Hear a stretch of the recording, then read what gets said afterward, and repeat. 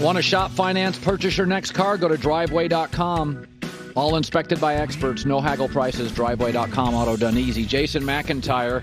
He comes on at the last segment of our show every week. We're moving him up because next hour we have Andy Reid stopping by and Mark Sanchez. So what we do is a former newspaper guy that he does headlines and he predicts headlines of the future, and he has a bizarre accuracy rate. This is what I do. This is many people think it's nonsense and tomfoolery and hijinks, but it does. You go out on the limb on a lot of stories.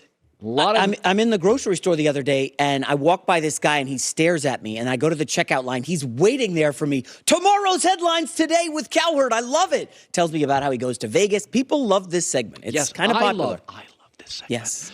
All right, let's go. Tomorrow's headlines today. Heat Sixers. What's the headline going to be? Well, this one's obvious. You saw the good news potentially. Joel Embiid may return tonight. He passed concussion protocol. The headline will be falling on Harden times. I'm sorry, James Harden has been brutal in this series. He's the reason they're struggling. Colin, do you remember that Seinfeld episode where George comes running out of the bathroom? His pants are at his ankles. Yeah. He falls down, and Jerry goes, "And you want to be my latex salesman?" I just wonder if the 76ers are looking at Harden saying, "And you want $200 million?" Colin, he's their fourth leading scorer in the playoffs. Fourth! This is a guy who 2 years ago, you were doing segments like, is he as good offensively as Michael Jordan? Remember, he was scoring like 35 a game, and now he just can't get by anybody. You just watch these highlights, and you're like, the Heat have solved him so easily. It's like the Wordle, when it went to the New York Times, how easier it got. Like, James Harden is so simple to solve right now. Look at P.J. Tucker, who has a sneaker collection, is like 37 years old, is locking down Harden. I think the Heat sweep him, Colin. All right. Tomorrow's headlines today. Suns at Mavericks. By the way, New York Times bought Wordle for $3 million. I could not believe that. Yeah. $44 billion for Twitter. Guy made it. $3 million for Wordle? Steal of the century. The guy created it for his girlfriend. I play it every morning with a bunch of friends. At any rate, I'm all in on the Mavericks, Colin. I like Luka Doncic. He's the man. The headline will be Maverick Luka gets his goose in Brunson. Little play on the new Top Gun movie that's coming back. I know you're going to see it with your guy, Tom Cruise. Yeah. This is a great night to bet Jalen Brunson, Colin. 25.5 points, rebounds, and assists is his total. He's going to go off tonight. They go home, and listen, I know you were crushing Luka. Defensively, he's an embarrassment, and you compared him to Harden. Listen, I love your segments. That got me worked up at home, okay? They got me a little fired up, because the better comparison for Luka offensively is Michael Jordan. And the numbers bear it out. He offensively gets everybody involved. He's unstoppable. Defensively is a bit of an issue, but Jalen Brunson is the guy to watch tonight. He goes home. I also bet the Mavericks first quarter, if you're interested before you get on a plane for your trip. I think you're going to want to bet Jalen Brunson and the Mavs tonight. I like Dallas to win and make this series interesting. It's not over, folks. Yeah, I disagree strongly. Tomorrow's headlines today, although I do think Dallas can win Game 3. Grizzlies, Warriors, what is your headline? This is the most popular series on the internet, on cable TV. The headline will be Splash Zone. Warriors live it up poolside. They're going home. They get right. I like Golden State a lot in this one.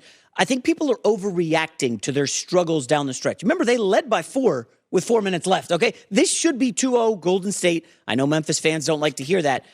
Listen, Ja Morant went volcanic at the end of the game. He was incredible. He is a sensational player. I know your wife doesn't know who Ja Morant is. My kids probably wouldn't know him if he delivered a pizza to our house. Yeah. Like, he's not at that star level.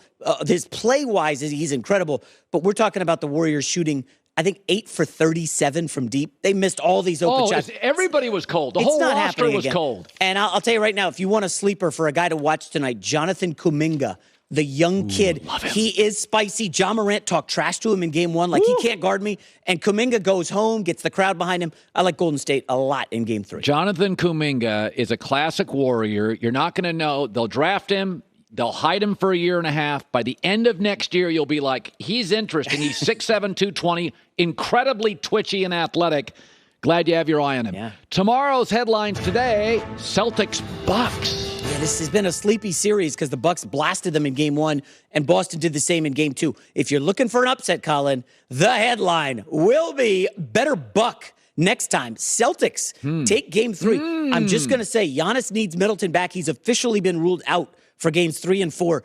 And you saw the real Milwaukee Bucks in game 2. Like, it's Giannis against the world. And I'm sorry, but Grayson Allen, he's not making 5 threes. And Bobby Portis, I think Boston defensively has figured out, listen, we're going to let Giannis eat. We're not letting these guys, Pat Connaughton, hit open threes.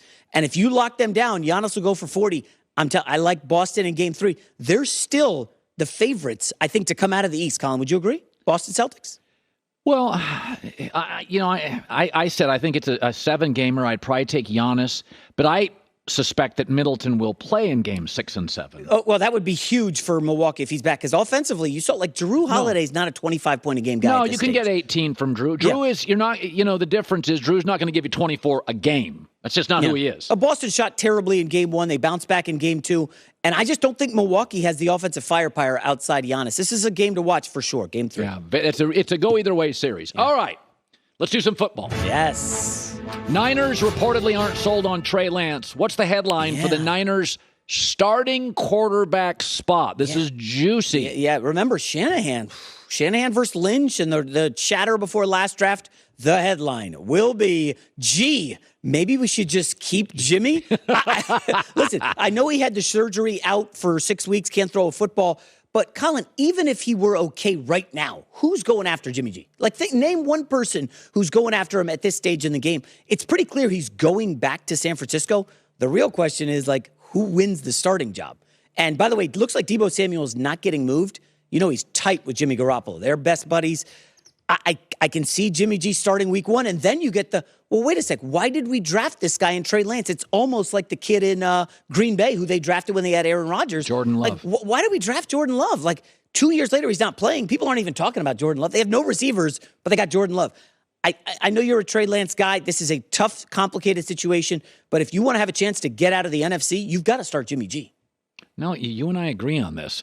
They're telling you what they think of Trey Lance by not moving him the minute the season ended. All right. Finally, Russell Wilson looks very strong at Broncos practice. Tomorrow's headlines today.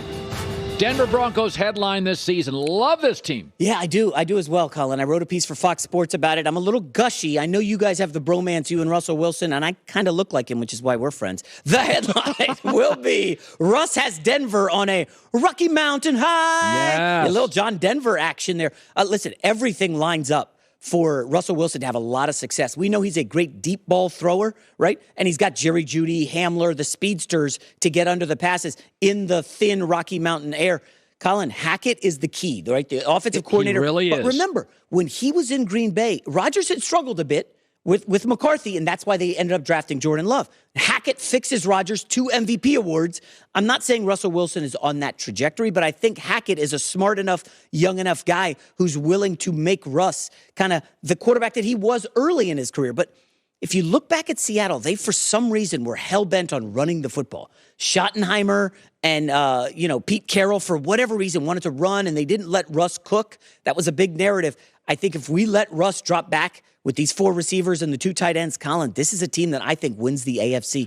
Remember, Kansas City in their division, they got worse. Don't tell me that losing Tyreek Hill is going to make them better. Right now, if they lose Travis Kelce to an injury, who I think turns 31 or 32, like, what's their offense? Yeah, I think these are legitimate questions. I think I said this week I did a post-draft, post-free agency herd hierarchy.